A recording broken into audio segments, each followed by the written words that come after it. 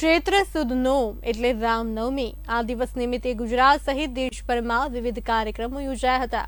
જે અંતર્ગત અરવલ્લી જિલ્લાના સાઠંબા નગરમાં ભવ્ય શોભાયાત્રાનું આયોજન કરવામાં આવ્યું હતું।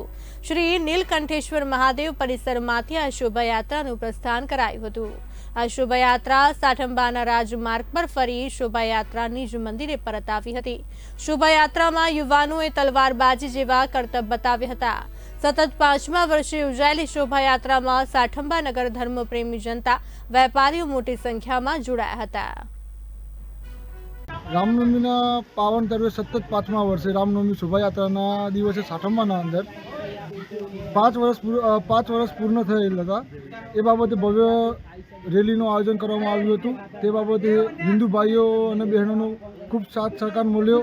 એવું જ આગળ વર્ષાગત જ રીતે આપણને સાથ સહકાર મળી રહે તેવી અપેક્ષા સાથે જય શ્રી સાઠંબા નગરની જનતાઓએ આ વર્ષે રામનવમીની શોભાયાત્રામાં ખૂબ સારી રીતે ઉત્સાહભેર ભાગ લીધો અને દર વર્ષે પણ આ રીતે ઉત્સાહભેર ભાગ લઈ અને સાઠંબા નગરમાં દરેક ધર્મપ્રેમી જનતા જોડાય શોભાયાત્રામાં તેવી અપેક્ષા સાથે જય શ્રી રામ।